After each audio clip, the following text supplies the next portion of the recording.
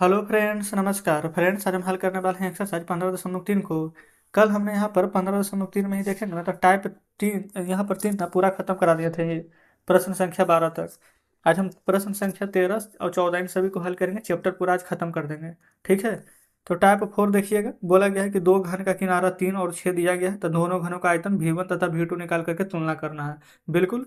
लेकिन इससे पहले अगर कल वाला वीडियो आपने नहीं देखे हैं, देखना है तो प्लेलिस्ट में जाइए, सभी वीडियोज आपको चैप्टर वाइज मिल जाएगी।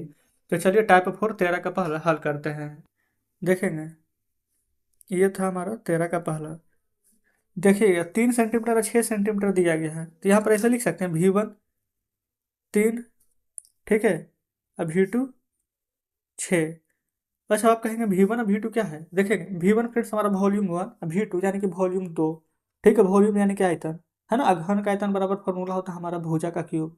ठीक है। तो यहाँ पर डायरेक्ट चाहे तो ऐसे लिख सकते हैं, V1 में ये हो जाएगा 3 का क्यूब, अब V2 में ये हो जाएगा हमारे यहाँ पर 6 का क्यूब, ऐसे लिख देते हैं। और 3 का क्यूब करेंगे ना, तो 3 तिया का अन्नू तिया का 27, 27 और सभी सेंटीमीटर में तो 27 सेंटीमीटर क्यूब। ये देखेंगे, V2 6 का क्यूब करेंगे तो 6 का क्यूब कितना हो जाता है 216, ये भी सेंटीमीटर में, तो 216 सेंटीमीटर क्यूब। तब देखेंगे 27 को ना 8 सत्ते 56, 8 दूनी 16, 5 21, 27 को 8 बार पढ़ेंगे ना तो 216 आ जाएगा। तो बोला गया था तुलना करना, तो तुलना करेंगे ना, तो जो हमारा V2 है वो हमारा V1 का कितना गुना है, तो 8 गुना है। तो ऐसे लिख सकते हैं तुलना। ठीक है, V2 V1 का 8 गुना है, ये हम यहाँ पर लिख सकते हैं इस प्रकार से। ठीक है। चलिए दूसरा, बोला गया यदि घन का किनारा आधा कर दिया जाए तो घन का आयतन कितना हो जाएगा। देखेंगे, घन का आयतन, अच्छा फार्मूला तो आपको क्लियर हो गया होगा। घन का आयतन होता है भुजा का क्यूब। बोला गया है आधा कर देने के लिए, आधा कैसे होता है 1/2, 1/2 को ही ना आधा बोलते हैं, इसका क्यूब कीजिए। 1 का क्यूब 1 और 2 का क्यूब करेंगे तो 8, तो कितना हो जाएगा, तो 1/8 गुना,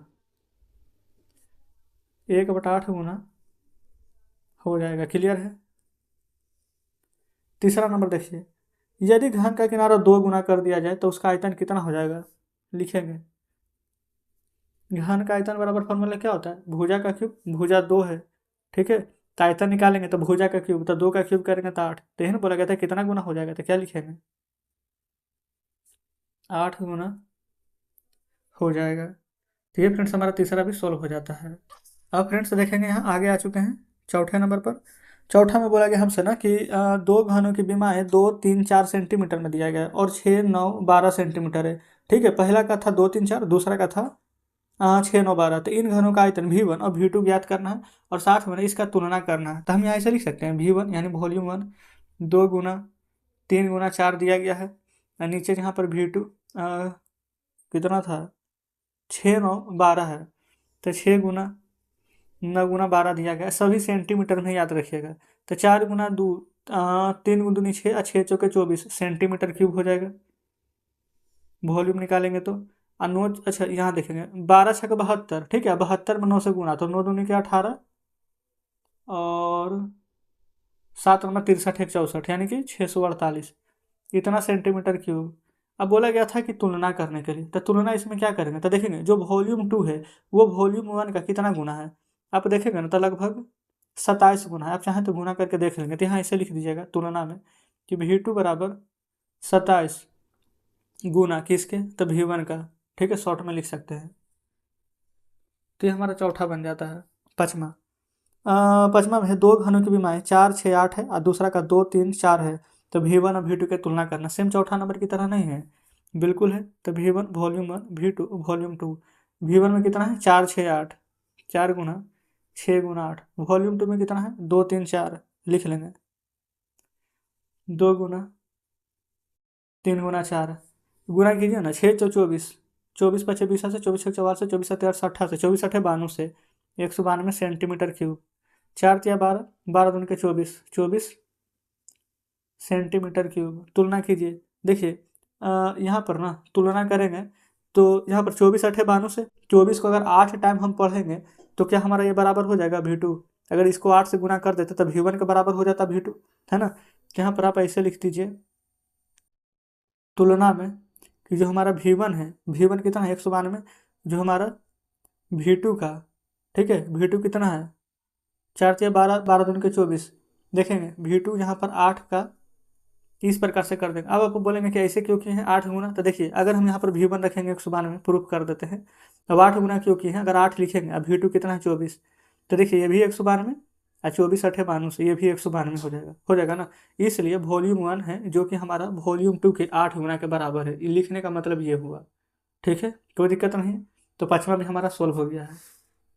आगे देखेंगे छठे को। छठा बोला गया ना कि एक चाय के पैकेट की माप 12 सेंटीमीटर गुने 12 सेंटीमीटर गुने 8 सेंटीमीटर है, तो किसी 48 सेंटीमीटर 36 सेंटीमीटर और 0.24 मीटर है। समझिएगा सभी सेंटीमीटर में लेकिन 1 मीटर में है। तो इतना वाले पैकेजिंग बॉक्स के कितने चाय के पैकेट रखे जा सकते हैं। तो यहाँ पर ना बॉक्स का आयतन हम निकाल सकते हैं। यहाँ लिखेंगे बॉक्स का आयतन। ठीक है, क्या क्या दिया गया है, 12 गुने 8। यहाँ पर देखेंगे ना 12 गुना 8 यहाँ पर लिखा हुआ है। अच्छा देखेंगे उल्टा पढ़ रहे हैं, ये बॉक्स का आयतन नहीं है ये फ्रेंड्स ना 12 गुना 8 हमारा यहाँ पर ना यहाँ पर देखेंगे ये वाला हमारा ना पैकेटों की संख्या यहाँ पर दिया गया है। बॉक्स का आयतन तो यहाँ पर दिया गया है 48 गुना 36 और 0.24 मीटर। तो ठीक है, यहाँ पर कोई दिक्कत नहीं है। जो बॉक्स का आयतन यहाँ पर है ना इसी के सामने हम लिख लेते हैं 48 गुना 36 गुने 0.24 मीटर है। तो सेंटीमीटर में बदलेंगे तो 100 से गुना, तो दशमलव घटेगा 2 अंक है तो 2 जीरो कट जाएगा। ये हमारा बॉक्स का आयतन यहाँ पर लिख दिए हैं। ठीक है, अब यहाँ पर लिख लेते हैं पैकेटों की संख्या 12 गुने 8। इसमें तो हमें कोई भी चेंज यहाँ पर नहीं करना है। अब बोला गया है कितने चाय के पैकेट रखे जा सकते हैं, तो कितना रखे जा सकते हैं, तो जो आयतन है यहाँ पर पैकेटों की संख्या यहाँ पर निकालना है तो पहले आयतन लिखेंगे 48 गुने 36 गुने 24 सभी सेंटीमीटर में है और नीचे भी सेंटीमीटर में है। 12 गुने 8 है, आए भी सभी का सेम है। तो देखिए 12 गुने 24, 12 तिया के 36, 2 चौ 8, 4 से 12 चौ 48, अब 12 गुने 3 करेंगे तो टोटल कितने पैकेट रखे जा सकते हैं, तो आप कहेंगे कि टोटल यहाँ पर 36 पैकेट रखे जाएंगे। बताएंगे कोई दिक्कत नहीं है। तो ये देखेंगे 13 का ना ये 6 नंबर तक के प्रश्न हमारा सॉल्व हो जाता है। अब अगले पेज पर चलेंगे, आइए 14 नंबर प्रश्न पर देखेंगे। आ चुके हैं 14 नंबर पर, इसमें भी दो प्रश्न हैं 14 में भी। पहला पढ़िए, 8 सेंटीमीटर किनारे वाले घन को काटने पर 2 सेंटीमीटर किनारा वाला कितना घन प्राप्त किया जा सकता है। तो यहाँ पर हम ऐसे लिख सकते हैं, एक बड़ा घन होगा एक छोटा घन। बड़े घन की भुजा कितना है 8 सेंटीमीटर, है ना। यहाँ लिखेंगे छोटे घन की भुजा, छोटा घन कितना यहाँ पर बोला गया काटने के लिए 2 सेंटीमीटर का, तो ये हो जाएगा यहाँ पर हमारा 2 सेंटीमीटर। आप कहेंगे जी बिल्कुल सही है। अब हमें क्या बोला गया कि काटना है तो कितने घन प्राप्त किए जा सकते हैं, तो घन का आयतन क्या हो जाएगा, घन का आयतन आप कहेंगे हो जाएगा भुजा का क्यूब। तो जो बड़ा है ऊपर और छोटा घन कितना काटेंगे तो 2 का, तो ये हो जाएगा नीचे, अब आयतन हो जाएगा भुजा का क्यूब, तो इसका आप क्यूब करेंगे। ठीक है, देखेंगे 2 चौ 8 कटेगा तो हो जाएगा 4, क्यूब है तो 4 का क्यूब, 4 का क्यूब यानी 4 गुना 4 गुना 4, तो 4 का क्यूब कितना हो जाएगा 64। तो बोला क्या गया था कि कितना छोटा घन यहाँ पर प्राप्त किया जा सकता है, तो आप डायरेक्ट यहाँ पर लिख सकते हैं 64 घन प्राप्त किए जा सकते हैं। तो ये हमारा 14 का पहला नंबर सॉल्व हो जाता है। दूसरा देखेंगे, दूसरा बोला गया 15 सेंटीमीटर किनारे वाले घन को काटने पर 3 सेंटीमीटर किनारा वाला कितना घन प्राप्त किया जा सकता है। तो इसमें भी सेम वही कंडीशन है जैसे यहाँ लिखे थे, एक बड़े घन और छोटे घन। बड़े घन की भुजा, फिर लिखेंगे छोटे घन की भुजा। तो बड़े घन की भुजा हो जाएगा 15 सेंटीमीटर और छोटे घन की भुजा हो जाएगा यहाँ पर 3 सेंटीमीटर। ठीक है, यहाँ लिखेंगे घन का आयतन, फार्मूला भुजा क्यों, तो ऊपर लिखेंगे बड़े घन के आयतन और नीचे छोटे घन के आयतन, इसका क्यूब।